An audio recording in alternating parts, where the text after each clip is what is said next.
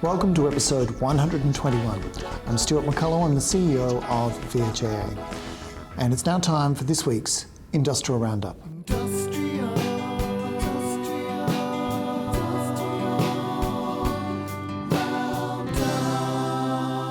For this week's Industrial Roundup, the key thing to note is that we'll be publishing this week our consultation timeline for the next two employer logs of claim. Those logs of claim pertain to the Mental Health Agreement and the Allied Health Professionals Agreement. By publishing that timetable, we're hoping to ensure that all members get a chance to review and provide feedback before those documents are finalised. Both are due to be submitted with DHHS on the 30th of September.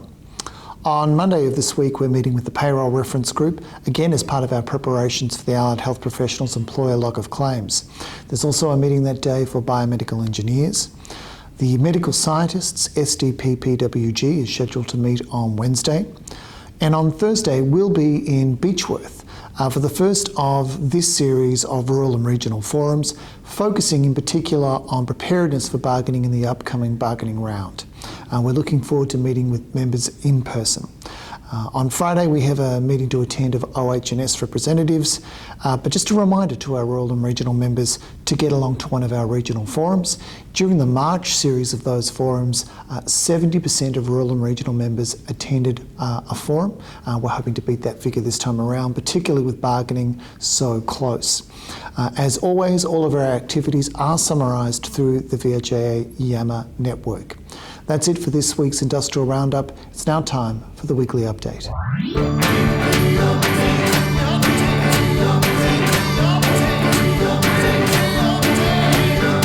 Welcome to the weekly update, where we go in depth with a particular subject. And joining me for this week's discussion is Senior Workplace Relations Consultant Emma Scott. Welcome, Emma. Thanks, Stuart.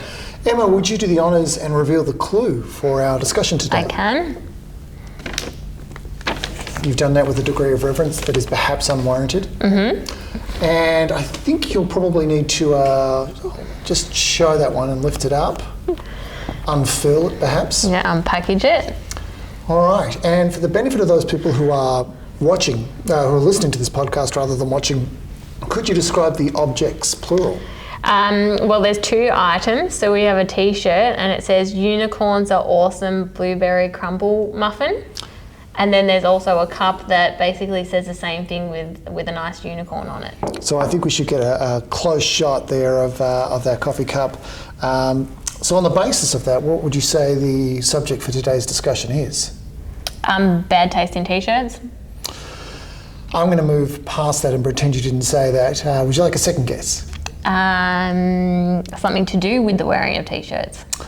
That is close enough. Today we are actually talking about industrial action. So this t-shirt and this cup, this is band merchandise. Mm-hmm. My niece has a band, Blueberry Crumble Muffin, BCM, and I think we've got a little bit of their music now in the background, and one of their songs, Karate Party. Okay. And we're going to be talking about some less obvious types of industrial action, which can include, obviously not the wearing of a Blueberry Crumble Muffin t-shirt, but the wearing of union merchandise in some circumstances. Mm-hmm. So we're talking about industrial action and the kinds of actions that can constitute industrial action. We'll be looking both at the Act as well as decisions of the Fair Work Commission. So starting with the Act, does it actually cover industrial action and is it defined? It is. It's defined at section 19 of the Act, and it's defined in four subsections. Mm-hmm. The first of which says that industrial action means action of the following kind. The performance of work by an employee in a manner different from that in which it is customarily performed, or the adoption of a practice in relation to work by an employee, the result of which is a restriction or limitation on or a delay in the performance of work. So that's really about performing work differently or adopting a practice that is delaying or restricting the performance of work. That's correct? That's right. It's just that there is something different. It's not just that it's different, it's that it has a specific effect on the performance of work, namely a restriction or limitation or a delay in the performance of work. So that's the first subsection. What about the second subsection? So the second subsection defines industrial action as a ban, limitation or restriction on the performance of work by an employee or on the acceptance of or offering of work by an employee. So that's an action impacting the performance of work or the acceptance of an offer of work. That's correct. And that takes us to the third subsection, which provides that it defines industrial action as a failure or refusal by an employee to attend for work or a failure or refusal to perform any work at all by employees who attend for work. So that one seems a bit more easier. It's about the refusal or part of a refusal for the work. That's correct. It's pretty self-explanatory. And that takes us to the fourth subsection, which defines industrial action as the lockout of employees from their employment by the employer of the employees. So that's about like an action that the employer does. That doesn't really happen in our sector, does it? No, it's not particularly relevant to us, but it does take us to this interesting issue of, we've talked about what industrial action is, and then it becomes a question of, well, why is it important? And industrial action can either be protected or unprotected. And the first step in getting a sense of the consequence of that kind of workplace activity comes with an understanding as to whether the particular action is industrial action at all. So how do you actually work that out? Well, in terms of that, it's about assessing the particular activity against that definition. And then that takes us to the issue of, is it protected or unprotected action? So how do people actually work out the difference between those two? Well, let's start in terms of protected action and what that means. And it's exactly as it sounds. Under the Fair Work Act, it confers a protection or an immunity from being sued in response to that kind of activity. What about, are there actually any exceptions to that? There are a limited number of exceptions about action that won't be protected industrial action, and those exemptions are pretty obvious. It won't protect action that results in or could result in personal injury, the willful or reckless destruction of or damage to property, or the unlawful taking or keeping or use of property. Is there anything else that's also important? Defamation is also an exception.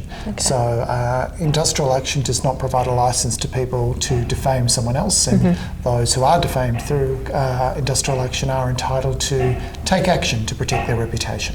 So we've never come across that before? Well, it comes up occasionally as such, and it's interesting to think about that also in the context of some kinds of activity and activity that's hard to control, things like social media, for example. So how does industrial action become protected? What's the process? So there are two components to consider about whether industrial action is protected or not. One of which is the purpose. That is, what is the purpose of the action, and the second of which is procedural. So can you explain a little bit more about the purpose? Yeah, for action to be protected industrial action, it has to be for the purpose of supporting or advancing claims in relation to an agreement and those claims are only about matters that are reasonably believed to be matters, permitted matters under the Act. That is, you're trying to advance your claim for matters that are allowed to be under an enterprise agreement. Yeah, so we've obviously got lots of enterprise agreements, and it's really about the union forwarding those particular claims that we might be saying no to, or those kind of things. It's a way of pressing that case, I guess. And it's worth pointing out that the action, it's with respect to an employer who's covered by the agreement. So what about third parties? So it doesn't cover third parties. It's got to be directed really between the two parties. That is, the union is the bargaining rep and the employees who are covered by the agreement, and the employer who's to be covered. And so the other part of that is the procedural component, and what that requires is an application for a protected action ballot order through the Fair Work Commission. So does that process actually take long? No, it doesn't, not at all. The Commission actually has an obligation to hear those applications within 2 days. And amongst other things, what a protected action ballot order application will do is set out the kinds of industrial action that are proposed to be taken, a ballot that occurs, and there are some other requirements also. So has VHIA ever, or do they oppose any of those bans that the union are proposing? So generally no, but there have been some exceptions. For example, If there is an issue as to whether a party is genuinely trying to reach agreement, that might be a reason to oppose a protected action ballot order. But it's more the exception to the rule, and but it is worth noting that we do review those applications before they're determined by the Commission. So when they are being reviewed, what do we actually look for? Part of the thing that we're assessing is potential impact with regards to patients, patient welfare, patient safety, of course. And the other thing is that we're looking to ensure that it doesn't have any occupational health and safety risk, that it doesn't breach any provisions of the Health Services Act. And for example, the Health Service Act prohibits identifying people as being a user of health services. So just need to make sure that the action doesn't negatively interact with other legislation, I guess. So once we've gone through that process, if there are issues that are identified, what actually happens? First of all, we talk to the union. Generally, unions are open to addressing concerns of that nature, and it's better for the parties to seek to resolve those concerns prior to the matter coming on before the Commission, if at all possible. So you're talking about the approach that we take in those instances. Where can members actually find more information about the process that we will undertake? If people want to know more information about the approach we take to this issue or any issue with respect to bargaining, then VHIA's Enterprise Bargaining Framework, which was distributed to members in Bulletin 2473, contains more information, and particularly in the bargaining section. Yeah, perfect. Well, we've spoken a lot about the Act. You also mentioned about Fair Work Commission decisions. Are there actually any examples? And I'm assuming, obviously, that's because we've got the T-shirt, obviously. It does. It inevitably takes us to T-shirts. So we're going to be considering an appeal decision of the Commission, and it's the appeal by Mornington Peninsula Shire Council. The reference is there on screen, which actually involves the ANMF. So what was the actual particular issue with the ANMF? So the ANMF sought a protected action ballot order, and one of the proposed questions asked whether employees, for the purpose of advancing claims in the negotiations of an enterprise agreement between the employees covered and the Mornington Peninsula Shire Council, would authorise industrial action by registered nurses in the form of distributing information to clients and the media about the reason for the industrial action and the wearing of campaign clothing. So the employer actually objected to the proposed ban. What happened when they did that objection? So at first instance, it was determined by Vice President Lawler, who noted that prima facie, that an employer has the ability to direct an employee as to what kind of information can or cannot be distributed to people as part of their work. So you're saying that really employers have the responsibility of being able to say you can't hand out particular information as a part of their workplace role? Correct. And that's sort of, in terms of that, they're able also to give a lawful direction concerning clothing.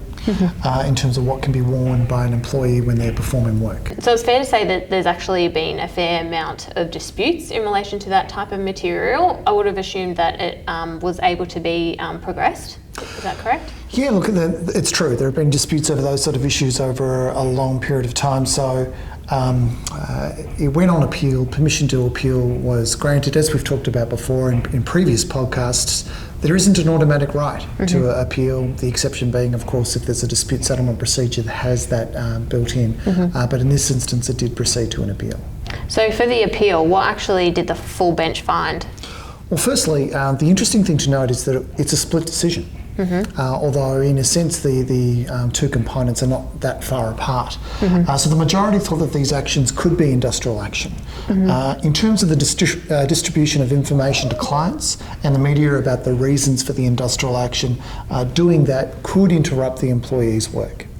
So where the interruption is different to the customary result of how they would usually work, it could actually result in the restriction or limitation on a delay in the performance, is really what that's saying? That's right. So it could be a ban or a limitation on the performance of work by an employee. And what about the clothing or the T-shirts that they use? Yes, so the majority also found that was also capable of being industrial action. And so how does that actually work? So the majority focused really on the term performance of work, and that it's not just about how the tasks are performed, but also includes when the work is performed, where the work is performed, how work is performed, and the conditions under which the work is performed. So what else? The majority made the point that if an employee is only prepared to perform the work under certain conditions, such as the wearing of a particular item of clothing, they're placing a limitation or a restriction on the performance of work or on the acceptance of the performance of work. So how did they actually come to that conclusion? So the wearing of campaign clothing could constitute a ban, limitation or restriction on the performance of work by an employee or on the acceptance of offering of work by that employee. So in terms of the terminology you've been talking about, it's like may or could, and it's not quite, strong in terms of will and must. Why is there that distinction? So importantly, that's the language of the decision itself. It's not that these activities are always industrial action. So the wearing of a t-shirt is not necessarily industrial action. That's not the conclusion of the majority. The circumstances will be relevant. What they found is that it could be industrial action, and that's an important distinction. So I do have a t-shirt at home that's got Obama riding a unicorn. So would that actually be industrial action if I chose to wear it to work? Not necessarily industrial action, but it could well be a cry for help. You're probably right, yeah. So what about any dissenting views in that decision? Yes, so the minority decision in this is really interesting. It's one of those circumstances where it's the minority decision is just as fascinating as the majority decision. Yeah.